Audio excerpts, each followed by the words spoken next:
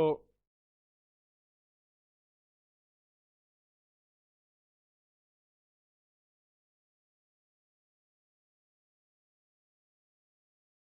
अभी तक क्या हो रही थी बात? कोरल रीफ्स, है ना? हमने आपसे कहा था पढ़ाने के लिए टाइप्स ऑफ इकोसिस्टम, जिसमें मैंने आपको सबसे पहले क्या बताया था? क्या बताया था कल? कल कौन कौन से टॉपिक हुए थे? हाँ, वेटलैंड और मैंग्रोव फॉरेस्ट, और आज हो गया था कोरल रीफ्स, है ना? तो बायोडाइवर्सिटी का एक और टॉपिक है जिसे हम लोग कह सकते हैं कि आईयूसीएन, क्या कहेंगे? ठीक है ना? International union for conservation of nature, यही है ना? International union for conservation of nature, ठीक है ना? तो बेसिकली एक संस्था है जो बनी थी कब? 1948, ठीक है ना? 1948 में ये संस्था बनी है, ठीक है? आ रही है समझ में बात? नामदफा कहाँ है? नामदफा टाइगर रिजर्व, हाँ, अरुणाचल प्रदेश। हाँ है, अरुणाचल प्रदेश। औरंग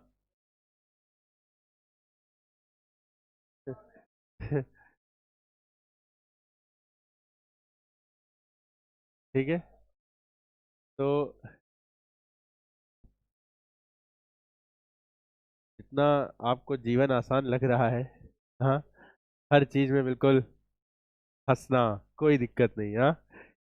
जीवन बहुत आसान है क्या? हाँ, अभी आप ग्रेजुएशन कर रही हैं? कर रही हैं? हाँ, इसीलिए। तो कौन है जो, कितने लोग हैं जो ग्रेजुएशन कर रहे हैं अभी? ग्रेजुएशन कर रहे हैं अभी आप लोग?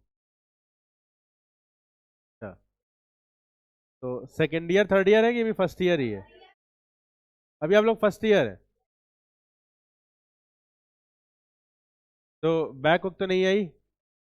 बैक वक्त तो नहीं आती है यहाँ पे? नहीं आती है?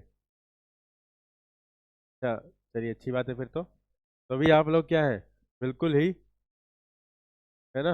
अभी आप लोग को, आप लोग का जो कॉन्फिडेंस लेवल है वो इस छत को तोड़ के भी बाहर निकल जाए, है ना? तो अच्छी बात है, यही समय है एंजॉय करने के लिए भी, है ना? करिए एंजॉय।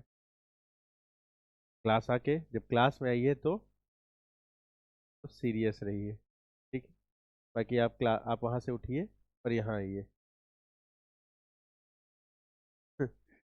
ठीक है, वो नहीं हंसती है, आपको या हंसा देती होगी फिर उसका दोस्त चुप हो जाती है। ठीक है, तो ये आप लोग समझिए बात को, सीरियस रहिए क्लास में। चलिए, तो international union for conservation of nature, इस ये बना कब है? 1948 में। ये बेसिकली बनाया ही गया था कई ऐसी, जितनी भी स्पीसीज हैं उनको कैटेगराइज करने के लिए। कैटेगराइज किस बेसिस पे करने के लिए? कि कई ऐसी होंगी जो विलुप्त होने की कगार पे होंगी, कई ऐसी होंगी जो विलुप्त हो गई होंगी, कई ऐसी होंगी जो संकट में होंगी, कई ऐसी होंगी जो गंभीर संकट में होंगी, कई ऐसी होंगी जिन्हें कोई दिक्कत नहीं है अभी अभी नियर थ्रेट, मतलब आने वाले समय में समस्याएं आ सकती हैं, कई ऐसी होंगी जिनके लिए हमें अभी सोचने की जरूरत नहीं है, ठीक है ना? तो ये सारी चीजें तो ये सब किसके अंतर्गत होता है? आईयूसीएन की रेड लिस्ट के अंतर्गत। किसके अंतर्गत? आईयूसीएन की रेड लिस्ट, ठीक है? कुछ लोग क्लास से बाहर जाने की तैयारी कर रहे हैं, ठीक है? ठीक है, चलिए, तो लिख लेते हैं, पहले लिख लीजिए आईयूसीएन क्या है, लिखिए। द इंटरनेशनल यूनियन फॉर, आ रहे हिंदी में आ रहे हैं, देखिए, the international union for conservation of nature, the international union for conservation of nature was established in October 1948, was established in October 1948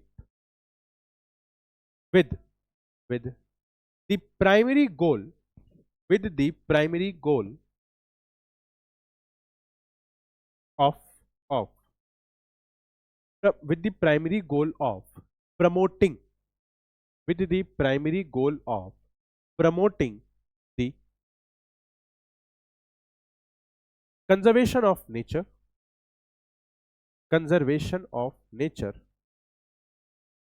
and sustainable use of and sustainable use of natural resources, sustainable use of natural resources। Hindi में लिखिए,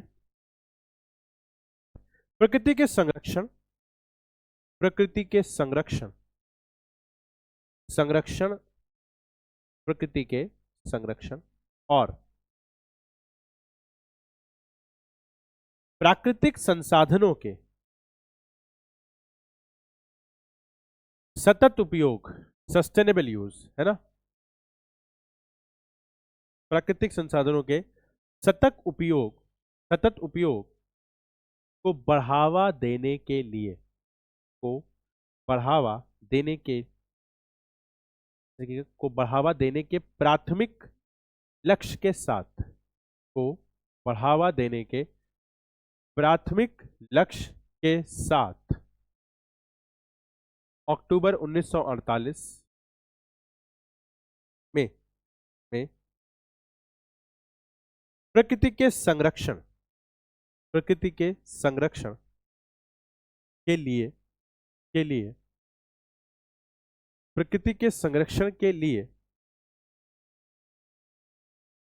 अंतरराष्ट्रीय संघ की स्थापना, अंतरराष्ट्रीय संघ की स्थापना की गई थी, अंतरराष्ट्रीय संघ की स्थापना की गई थी।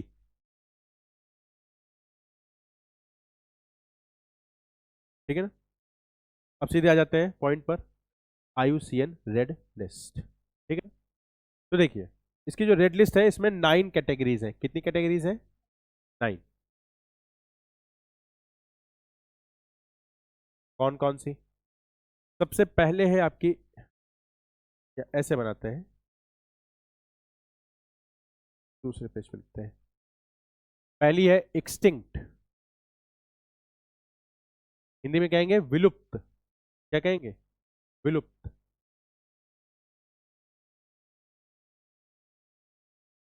ठीक है, एक्सटिंक्ट। दूसरी है एक्सटिंक्ट इन वाइल्ड, यानी वन्य विलुप्त, जंगल में जो विलुप्त हो गई हो।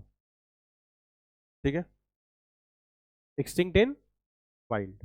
ठीक है, एक्सटिंक्ट मतलब अब यहाँ पे कुछ स्पीसीज होंगी ना, जो स्पीसीज हम किसके अंतर्गत डाल लेंगे, कुछ हम डालेंगे किसके अंतर्गत। अब ये IUCN रेड लिस्ट बनाता है और वो हर वर्ष अपडेट भी करता है ना। कहीं अगर एक्सटिंक्ट में चली जाए, एक्सटिंक्ट में डालेगा, हर साल क्या होता है, वो लिस्ट अपडेट होती है। ठीक है, तो पहला क्या है? एक्सटिंक्ट। दूसरा क्या है? एक्सटिंक्ट इन वाइल्ड। तीसरा है क्रिटिकली इंडेंजर्ड।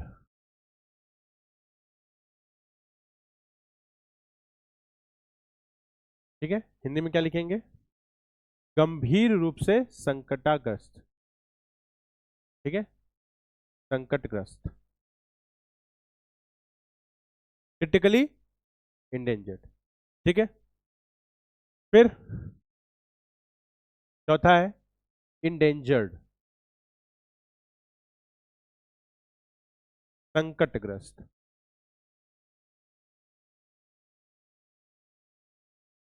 ठीक है, ठीक है ना। फिर पांचवा है वल्नरेबल। ठीक है ना, कह सकते हैं खतरे में, जो क्या है, खतरे में है, वल्नरेबल। ठीक है, फिर है नियर थ्रेटेंड।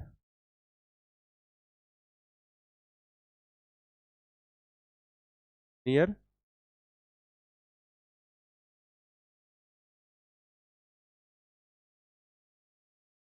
नियर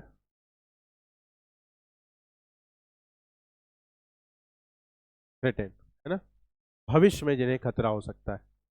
ठीक, इसके बाद फिर कितने हो गए?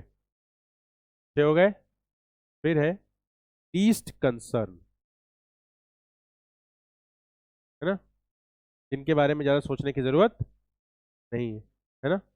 लीस्ट कंसर्न, सबसे कम जो जिन्हें अभी फिलहाल उन्हें के बारे में दिक्कत ज़्यादा नहीं है।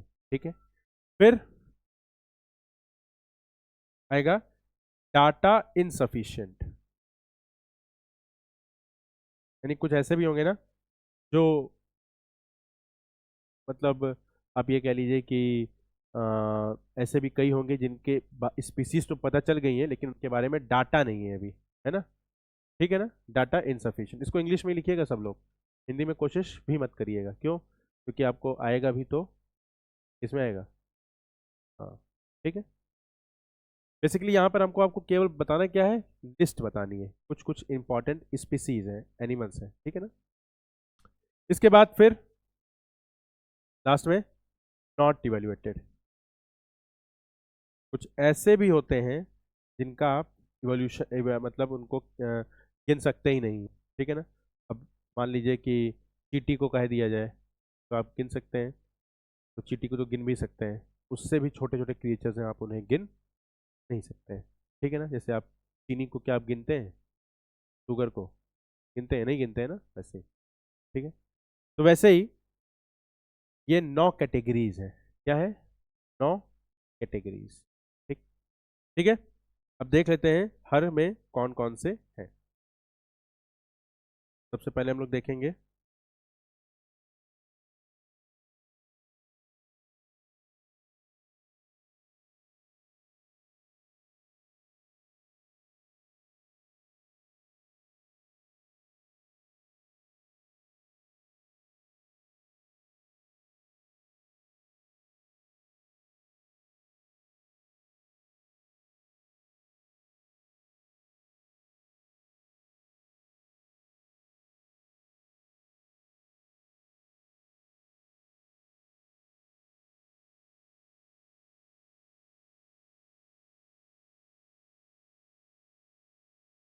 ठीक है। लीस्ट कंसर्न को क्या लिखेंगे हिंदी में, न्यूनतम चिंता करने, जिसकी न्यूनतम चिंता करनी हो, ठीक है। क्या लिख देंगे यहाँ पर, न्यूनतम चिंता।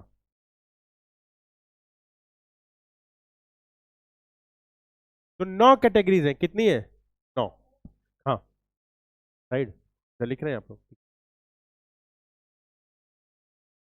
ऐसे शुरू करिएगा और ऐसे आइएगा, ठीक है। कौन सा देखना है आपको, हो गया, ठीक,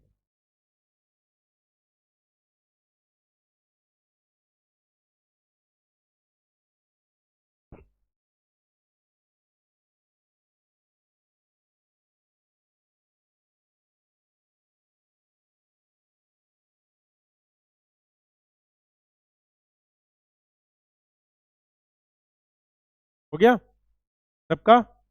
चलिए, अब हम लोग कुछ इंपॉर्टेंट स्पीसीज हैं जिन्हें देखेंगे, ठीक है ना। और आपको हम जो अभी बताएंगे, अभी तो हम बताएंगे कि वो कहाँ पर, मतलब मान लीजिए जैसे हमने आपको बताया क्या, चीता, ठीक है। तो चीते के बारे में हम कहेंगे एशियाटिक चीता बताएंगे, तो हम कहेंगे वो क्या है, क्रिटिकली इंडेंजर्ड, क्या है, क्रिटिकली इंडेंजर्ड। लेकिन वो भविष्य में एक्सटिंक्ट हो जाएगा कि वो लीस्ट कंसर्न आएगा, क्योंकि आप लोग अभी एग्जाम देने वाले हैं नहीं, तो हम आपको स्पीसीज दे रहे हैं, अभी के हिसाब से हम बता देंगे कि वो कहाँ है। लेकिन जब आप एग्जाम देंगे तो आपको चेक करना पड़ेगा कि इसका आईयूसीएन स्टेटस क्या है उस समय। बात समझ में आ रही है, ठीक है ना। अब इसमें भी हमें 9 कैटेगरीज का याद करने की जरूरत नहीं है, जो एक्सटिंक्ट हो गया उसकी इंपॉर्टेंट नहीं है, एक्सटिंक्ट इन वाइल्ड वो भी जरूरी नहीं है। हमारे लिए इंपॉर्टेंट क्या हो जाता है, ये ये और ये, इसी पर हमको क्या करना होगा इन्हीं स्पीसीज पर ध्यान देना होगा, ठीक है ना।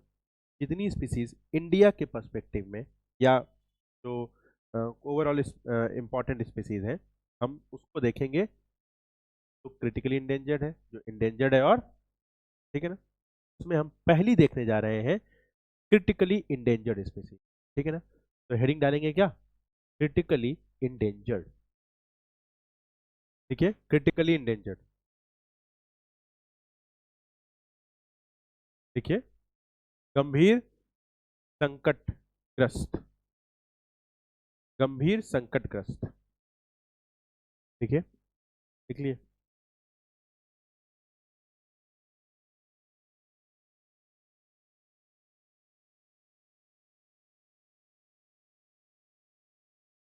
ठीक है,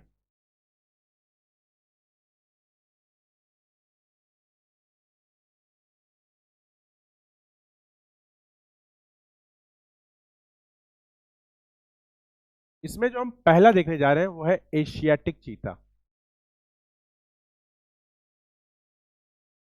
ठीक है, सॉरी,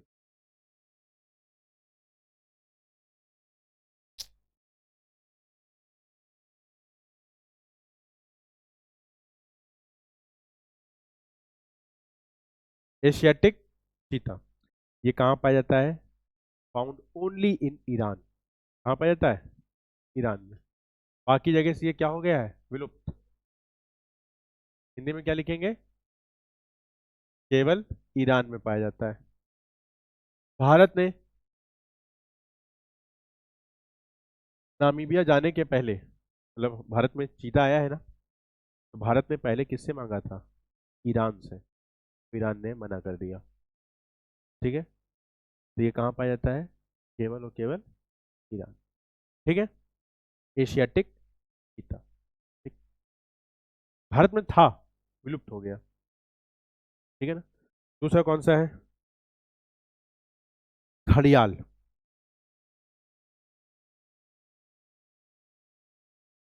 घड़ियाल एशियाटिक, देखिए फोटो भी देखते चलते हैं।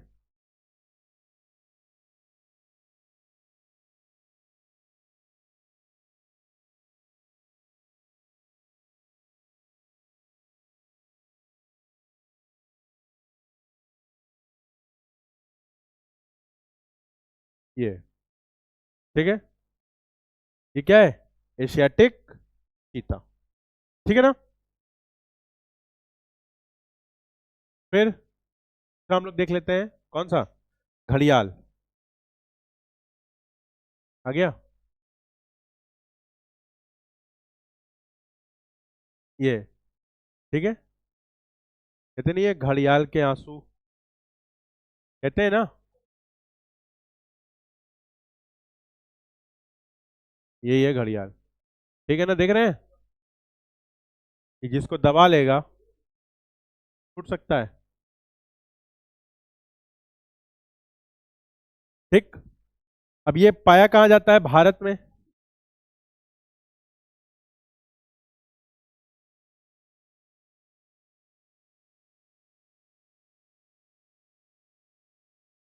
कहाँ पाया जाता है?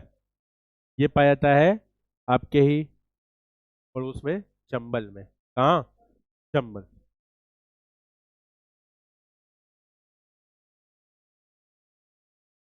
Chambal wild life sanctuary.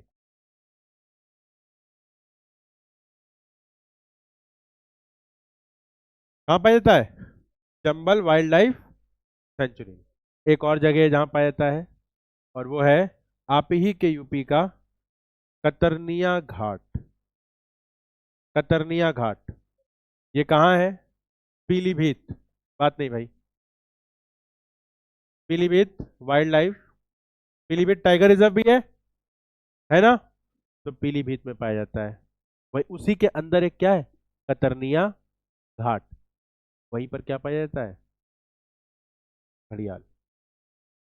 ठीक है, सॉरी ये पीलीभीत नहीं है, ये दुधवा है। हाँ,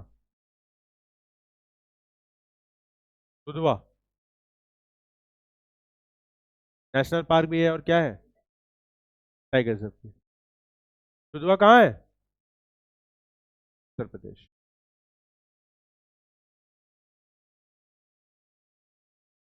कतरनिया, KATAR घाट, सॉरी, कतरनिया NIA। ठीक है, कतरनिया घाट। ठीक है ना, हो गया। हाँ,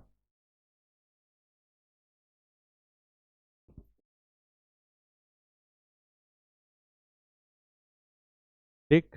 तीसरा है आपका पिग्मी हॉग। कहाँ था ये? जिससे पूछेंगे वही बताएगा, जिससे पूछेंगे वही बताएगा। पिग्मी हॉक आपके पीछे, आप, पिग्मी हॉक कहाँ था? नहीं, आप क्लास में तो आप रेगुलर हैं। नहीं, नहीं है। पिग्मी हॉक कहाँ है? मानस में। कहाँ है? रिवीजन हो रहा है? नहीं हो रहा है? रिवीजन घर में कल करके आइएगा, ठीक है ना? हाँ, दूसरा कौन सा था? बंगाल फ्लोरिकन में, ठीक है ना? तो अगला लिख ही लीजिए। नहीं, ये पिग्मी हॉक दिखाने की जरूरत तो नहीं है ना आपको? नहीं ना? बस ठीक। चौथा, मालाबार सीवेट। हाँ, लिखना है। वो कहाँ पाया जाता है? मानस बायोस्फीयर लिख लीजिएगा, वही यहीं पर लिख लेंगे तो फिर याद हो जाएगा। कहाँ पाया जाता है? मानस बायोस्फीयर रिजर्व, ठीक है।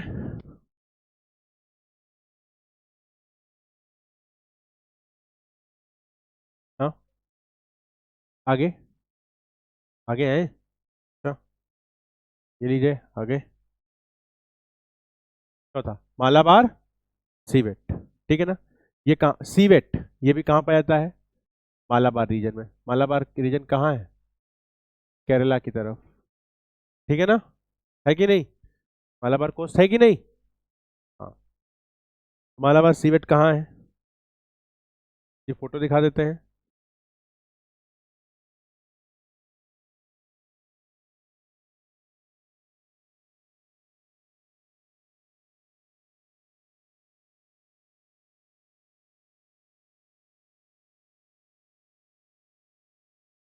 ये है।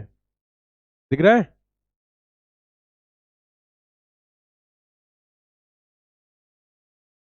ठीक है, ये देखिए बच्चे ने पकड़ पकड़ के रखा है इसको। ये देखिए, दिख रहा है? केरला में दिख रहा है कि नहीं? यही है मालाबार सीवेट, ठीक है ना? Founded in the Malabar region, यह मालाबार रीजन में, क्षेत्र में पाया जाता है। तुम लिख लीजिए, लिख लिए? लिख लिए ना? ठीक, हटाएं।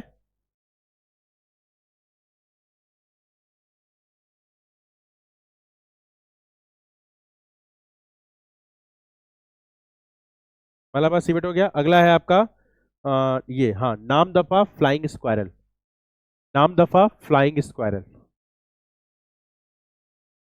कहाँ था ये? तो ये भी कहाँ पाया जाएगा? और ये नॉक्टर्नल है, मतलब रात्रिचर। ये दिन में सोता है, रात में जगता है, ठीक है ना? माला ये क्या कहते हैं? नाम दफा फ्लाइंग स्क्वायरल, ठीक है ना? कहाँ पाया जाएगा? आपको पता है, अरुणाचल प्रदेश में। कहाँ? अरुणाचल प्रदेश।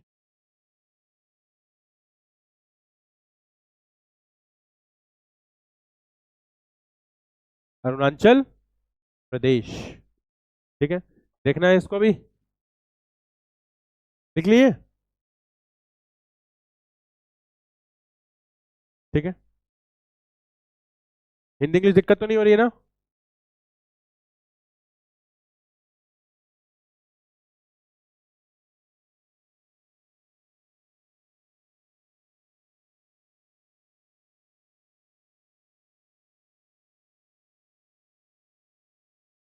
चलिए,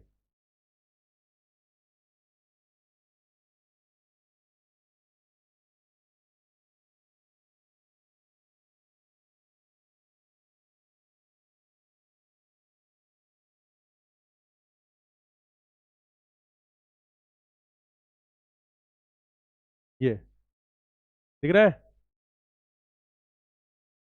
ये कैसा लग रहा है? चमगादड़ के जैसा दिख रहा है कि नहीं? दिखा?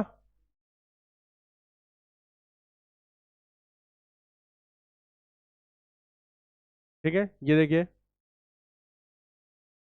ठीक, ये ऐसे फ्लाइंग करता है, मतलब काफी तेजी से जाता है, तो इससे ऐसा लगता है कि क्या कर रहा है?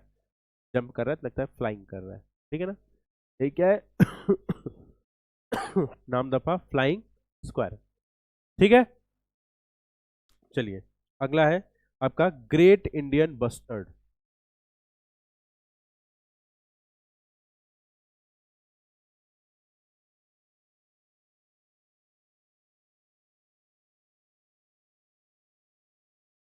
ठीक है, सिक्स्थ ग्रेट इंडियन बस्टर्ड। ठीक है, ये स्टेट एनिमल है राजस्थान का।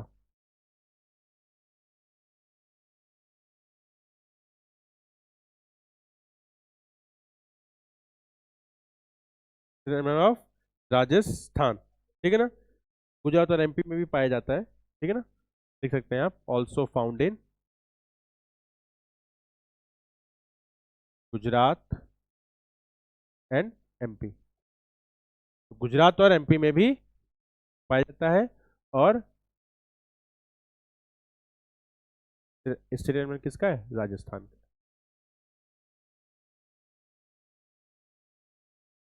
ठीक है ना, हो गया। देखिए इसको भी देख लेते हैं।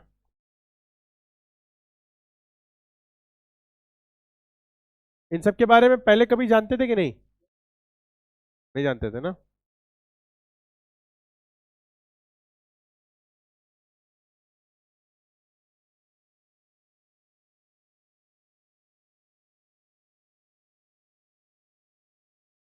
दिख रहा है? अब देखिए इसके पैर आपको लंबे दिखेंगे। पैर दिख रहा है इसका? पैर लंबा क्यों दिख रहा है? क्योंकि ये कहाँ है? कहाँ है ये? रेगिस्तान में है, तो गर्मी होगी। तो गर्मी होगी इसलिए इसने अपने आप को क्या किया है, थोड़ा अपने आप को जमीन से दूर रखने के लिए इसके पैर क्या है, लंबे हैं। ठीक है, ये क्या है, ग्रेट इंडियन बस्टर्ड। ठीक है, चलिए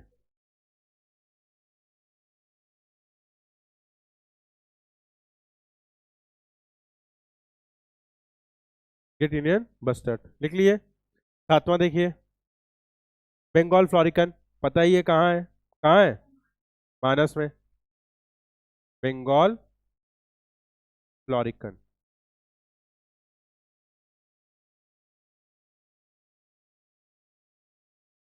मानस बायोस्फीयर रिजर्व। हो गया। अगला, अब हम लोग आ जाएंगे, क्रिटिकली इंडेंजर्ड हो गया, अब हम लोग आएंगे इंडेंजर्ड पे। ठीक है ना, यानी संकटाग्रस्त, हिंदी में संकटग्रस्त। ठीक है, इसमें देखिए इंडेंजर्ड,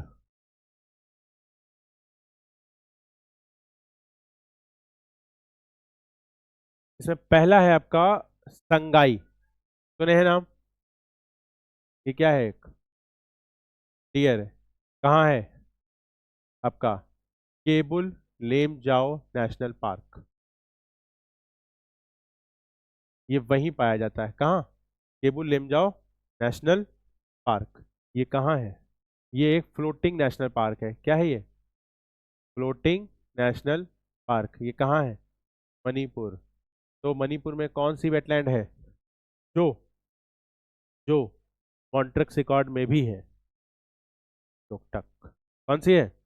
लोकटक। और एक और कौन सी थी? केवलादेव। ठीक है, ठीक है ना, हो गया। तो ये हो गई आपकी मणिपुर में फ्लोटिंग नेशनल पार्क में कौन सी? संगाई, ये डियर है। इसको भी देखना है, देखना है। केबुल लेम जाओ, LAMJAO, LAMJAO, लेम जाओ।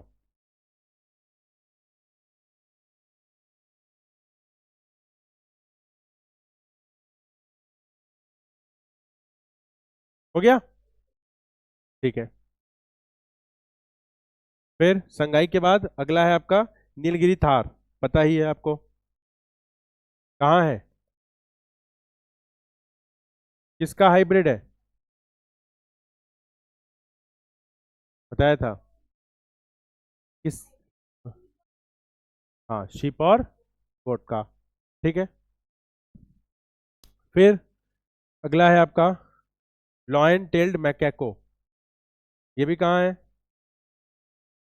कहाँ है? याद है इसका चेहरा? लॉयन टेल्ड मैकेको याद है?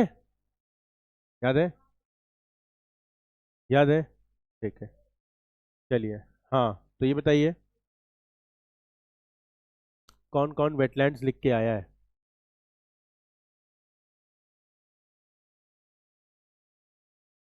आप। हाँ, ठीक है। तो आप नहीं लिखे हैं, लिख के आए हैं? देख ले कॉपी। ठीक है, ठीक है, ठीक है, ठीक है। इतना कॉन्फिडेंट हैं आप तो फिर लिखे ही होंगे। ठीक है। कौन नहीं लिख के आया है, ईमानदारी से बता दे। क्यों? अच्छा, आप एबसेंट थे। और आप दोनों लिख के आए हैं? क्यों? तो हाथ क्यों नहीं उठाया जब मैंने कहा कि लिख के नहीं लाए हैं कौन कौन? अच्छा, आपने उठाया था, तो क्यों नहीं लिख के आए? कल लिख के आएंगे। और आप नोट्स में लिखेंगी? तो ये क्या है? ये रफ है? अच्छा। कितने लोग ऐसे हैं जो यहाँ रफ करते हैं फिर फेयर करते हैं?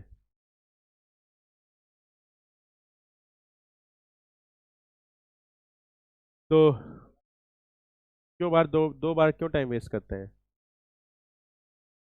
हाँ, टाइम ज़्यादा है।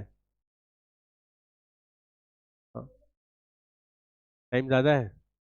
कौन कौन लिखता है? आप लिखते हैं, है ना? क्यों ऐसा क्यों करते हैं? हिंदी इंग्लिश? हाँ, अच्छा, ठीक है। तो गंदा सा लगता है तो मैं कॉपी थोड़ी चेक करने जा रहा हूँ। हाँ, अच्छा, चलिए ठीक है। टाइम है ना, एग्जाम तो तुरंत देना नहीं है आपको अभी। चलिए तब ठीक है। ठीक है, तो ये कहाँ पाया जाता है दोनों ही? नीलगिरी। ठीक है ना। अगला, बंगाल टाइगर, बताइए कहाँ है? कहाँ है? बंगाल टाइगर कहाँ है? अरे, सुंदरबन में बताया था ना। रॉयल बंगाल टाइगर बताया था कि नहीं? कहाँ है? सुंदरबन में। आप लोगों को बार बार मैं एक ही बात बोलूंगा, इन सारे या कोई और नई स्पीसीज पता चले उसको यहीं पर ऐड करिएगा। लेकिन अब ये नहीं, स्पीसीज तो 5 करोड़ से ज्यादा है। लेकिन जो इससे मान लीजिए न्यूज में आ गई कोई, उसको आपको क्या करना होगा? ऐड करना होगा। ठीक है ना? जब भी आप एग्जाम दे रहे हैं तब तक में, ठीक है। वैसे तो जितने इंपॉर्टेंट है मैं खुद ही लिखा दे रहा हूँ, है ना? लेकिन फिर भी अगर लगेगा तो आप लोग क्या करिएगा? ऐड कर लीजिएगा, ठीक है ना? अगला देखिए। फिर रेड पांडा, कहाँ था ये? रेड पांडा कहाँ था? कहाँ था? नौकरेक। ठीक है। नौकरेक में कौन से हिल्स पाए जाते थे? खासी हिल्स। हिल खासी, ठीक है ना? खासी हिल्स, ठीक है ना? और इसके साथ एक और एनिमल थी, सॉरी बर्ड थी, हॉर्नबिल। ठीक। चलिए आगे देखिए। अगला है गंगा डॉल्फिन।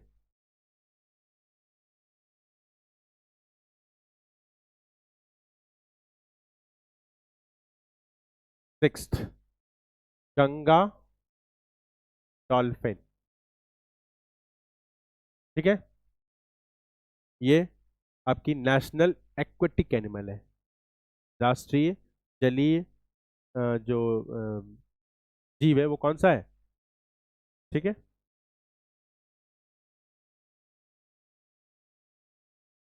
तो ये गंगा में लिखा है तो ये कहाँ पाई जाएगी? ठीक है, गंगा डॉल्फिन।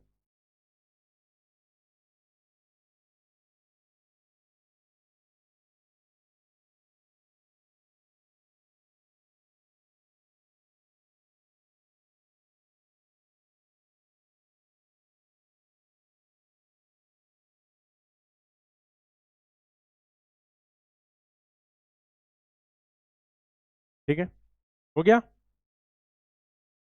अब अगला हम लोग देखने जा रहे हैं वल्नरेबल। ज्यादा नहीं है इसमें, दो ही तीन है।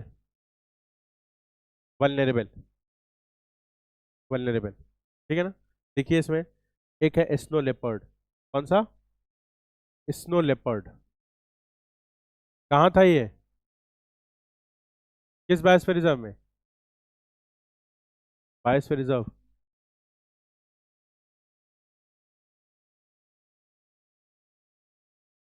था नंदा देवी में भी, लेकिन कोल्ड डेजर्ट में हिमाचल प्रदेश आपने बोला, तो हमने पूछा कि हिमाचल प्रदेश में कौन सा बायोस्फीयर रिजर्व है? Cold desert. याद है? याद है ना? और क्या बताया था कोल्ड डेजर्ट वहां के बारे में? क्या बताया था? हाँ, क्या क्या? हाँ, pin valley national park. Pin किसकी ट्रिब्यूटरी थी? स्पीति किसकी थी? सतलज। चेनाब। चेनाब। ठीक है, याद है ना? चलिए, इसके बाद एक है इंडियन बाइसन।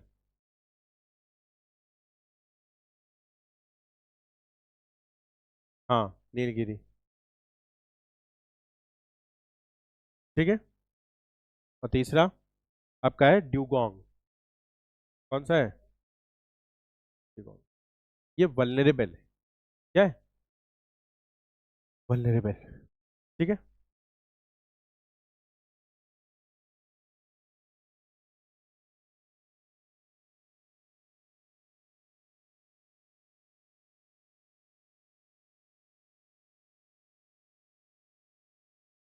ड्यूगोंग, DUGONG, इसी का हो, है ना? हाँ, ठीक है, हो गया।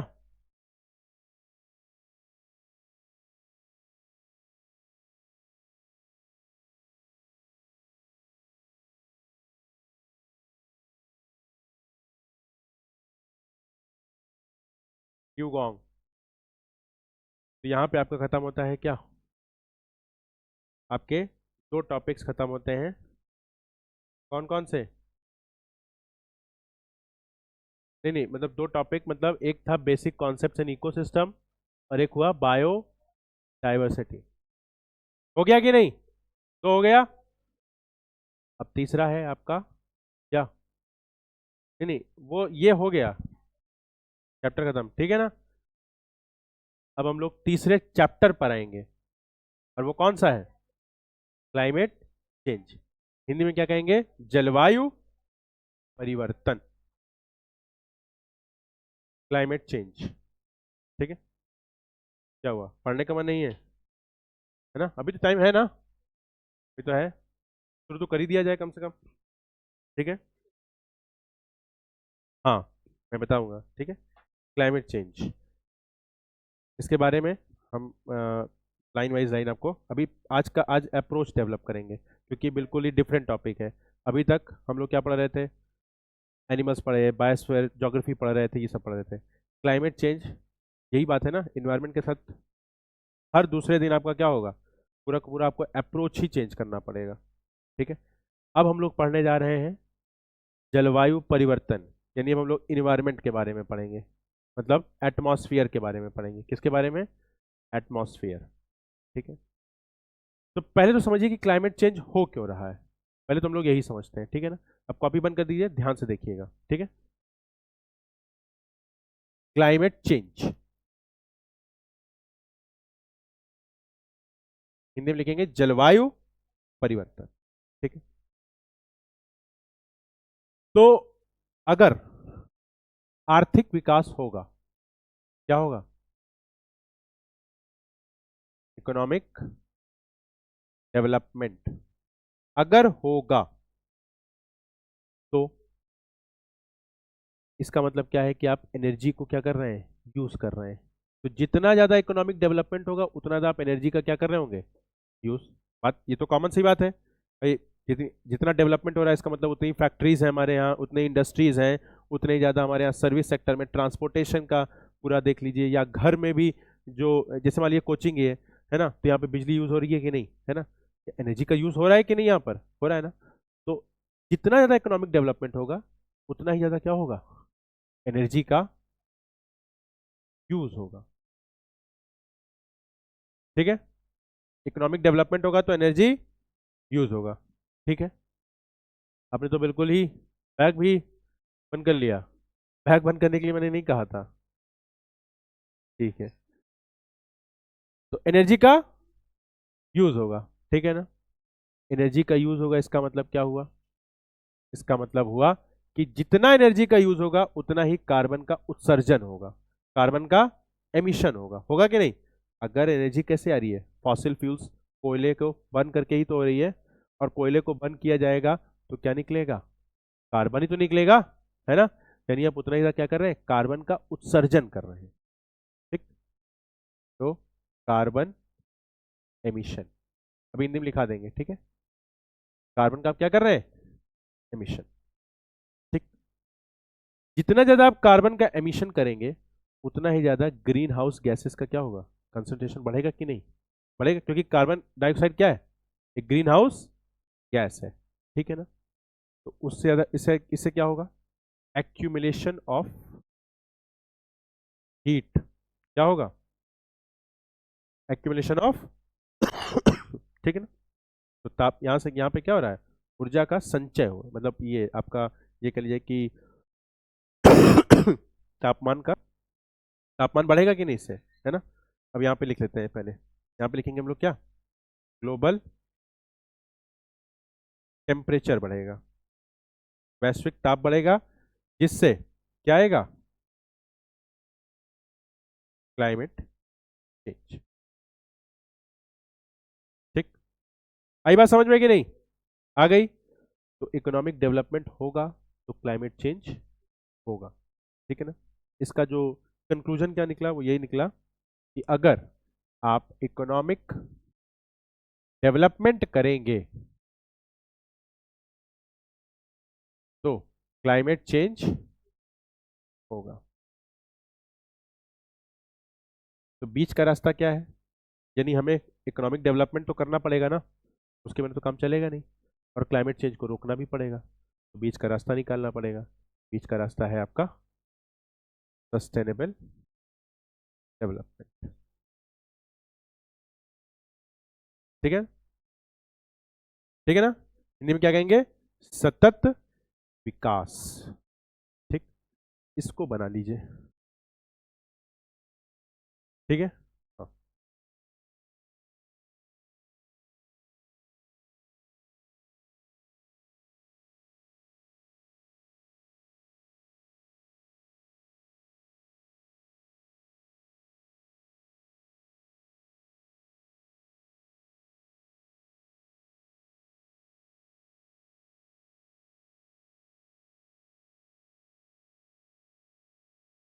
ठीक है, हाँ, कुछ पूछना है आपको, नहीं, हिंदी लिख लेंगे ना, या इंग्लिश में, इसमें कोई दिक्कत तो नहीं है ना।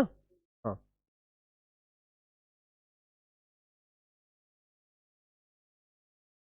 Side,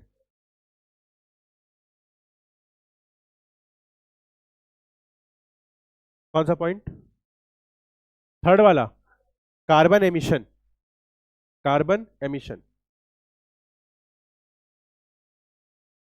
carbon emission.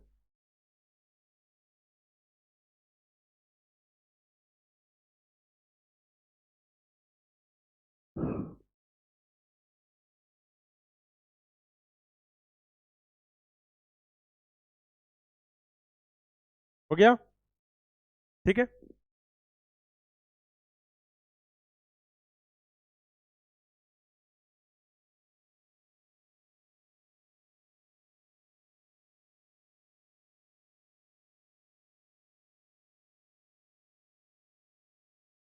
हो गया। चलिए, अब देखिए, यहाँ पर हम लोगों को एक ज्योग्राफी का टॉपिक है, हीट बजट, सुने हैं नाम, हाँ, इसे हम लोग हिंदी में कहते हैं ऊष्मा बजट, ऊष्मा बजट। बजट क्या होता है, ऊष्मा छोड़िए, बजट ही क्या है, एस्टिमेट, लेखा जोखा, कह सकते हैं, लेखा जोखा कह सकते हैं। यानी कि जितना क्रेडिट हुआ उतना ही डेबिट हो। यानी अगर अगर फाइनेंशियल बजट की बात की जाए तो जितना आय है, जितना व्यय है उतना ही आय है ना। यानी टोटल कितना होता है, जीरो होता है, जीरो बजट होता है। जीरो बजट मतलब जितना आएगा उतना ही जाएगा, ठीक है ना, लेखा जोखा अकाउंट, ठीक है ना, यही है क्या, बजट। तो वैसे ही हीट बजट है, यानी कि सन से जो एनर्जी आ रही है, जितनी आ रही है एटमॉस्फेयर में या अर्थ के सरफेस पर, एटमॉस्फेयर में नहीं, अर्थ के सरफेस पर, उतनी ही अर्थ के सरफेस से जा भी रही है, ठीक है ना। यही क्या है, हीट बजट, ठीक है ना। अब इन्होंने वर्ड यूज किया रिफ्लेक्ट, तो खाली रिफ्लेक्शन नहीं होता है, ठीक है ना, एब्जॉर्प्शन भी होता है, ठीक है ना, स्कैटरिंग भी होती है, ठीक है, फिर कंडक्शन भी होता है, कन्वेक्शन भी होता है, रेडिएशन भी होता है, ठीक है ना, कई चीजें हैं। लेकिन इसके कॉम्प्लेक्सिटी पे हम नहीं जाएंगे, ये हम पढ़ेंगे जब हम लोग पढ़ते हैं क्या, ज्योग्राफी, ठीक है ना। अभी हमको हल्का सा एक बार हीट बजट का क्या देना चाहिए आपको, क्योंकि हम आपको बताने क्या जा रहे हैं, क्लाइमेट चेंज, ठीक है। तो अगर हीट बजट की बात की जाए तो ये मान लीजिए आपका अर्थ सरफेस है,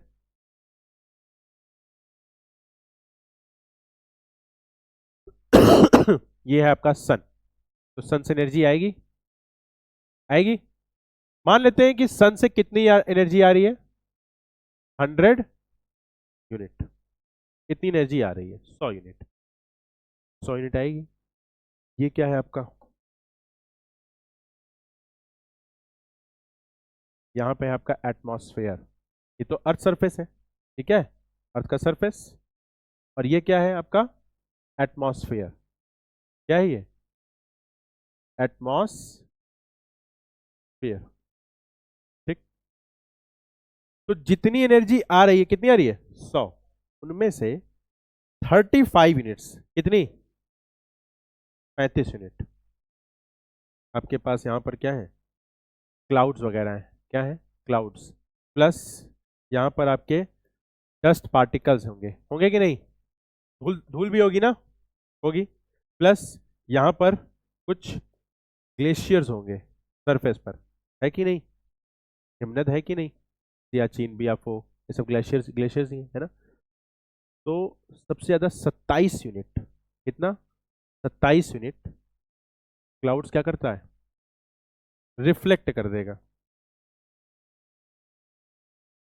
और रिफ्लेक्ट करने का मतलब होता है, परावर्तन का मतलब होता है कि एनर्जी एब्जॉर्ब नहीं हुई, जितनी आई उतनी ही चली गई, ठीक है ना।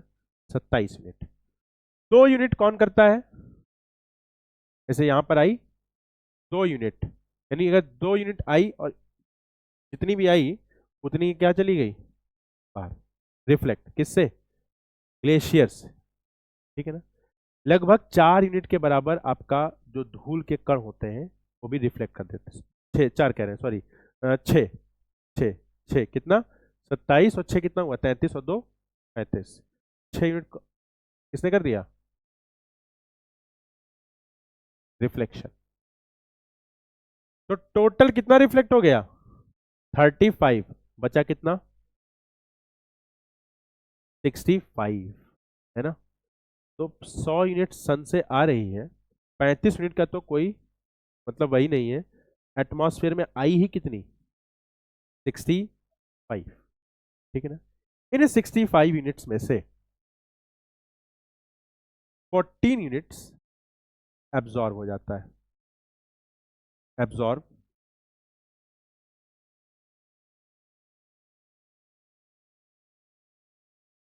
बाई एटमॉस्फेयर, यानी वायुमंडल द्वारा क्या कर लिया जाता है, अवशोषित, क्या कर लिया जाएगा, अवशोषित, कितना, 14, बचा कितना, 51। तो आपके सन से 100 यूनिट आई और 51 यूनिट कहाँ आई, अर्थ के सरफेस पर, ठीक है ना।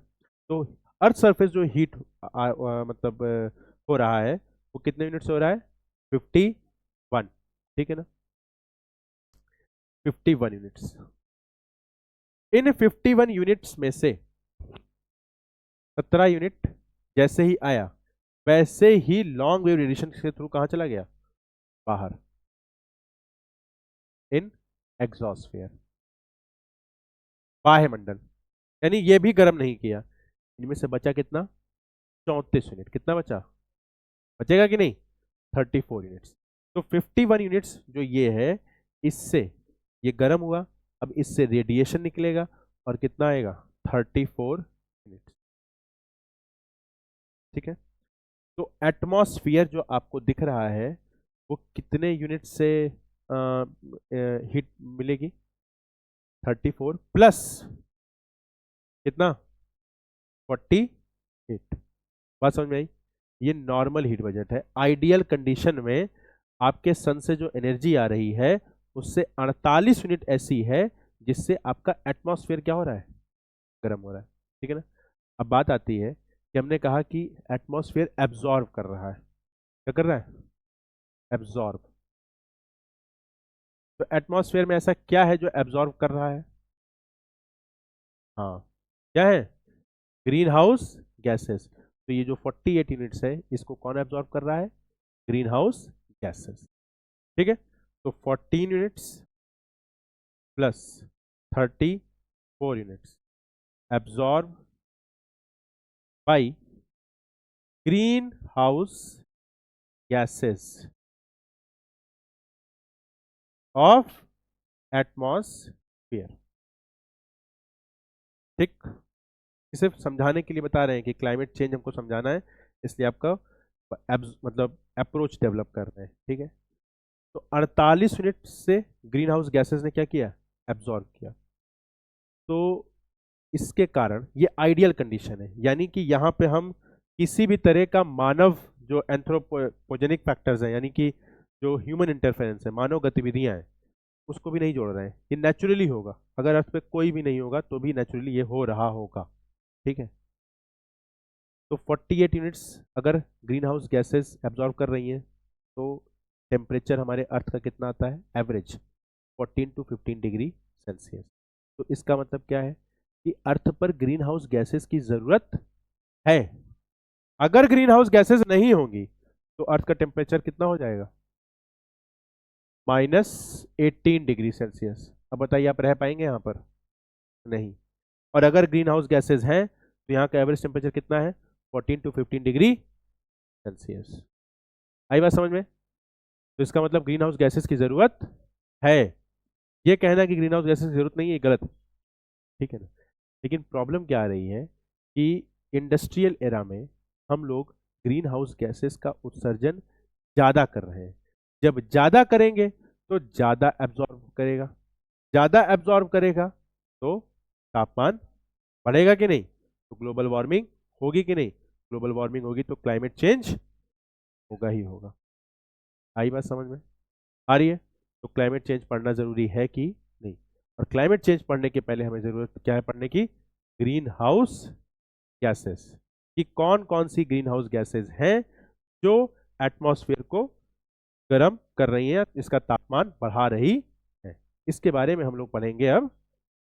कल इसको आप लोग बना लीजिए, जाओ। ठीक है। हीट बजट ये तो मैंने आपको जो बताया है ये बहुत हल्के में बताया है। जब आप ज्योग्राफी पढ़ते हैं तो आपको मैं आपको बताता कि 34 यूनिट्स हैं, इसमें से 9 यूनिट एवेपोरेशन से जा रहा है ना, कंडक्शन है, कन्वेक्शन है, कई तरीके की चीज़ें हैं। लेकिन ये हम इन्वायरमेंट ज्योग्राफी तो पढ़ा नहीं रहे, पढ़ा क्या रहे हैं? इन्वायरमेंट। ठीक है ना? हाँ। तो नहीं बनाना है क्या? बनाना है। आप लोगों ने फोटो ले लिया? ठीक है, फोटो ले लिया है।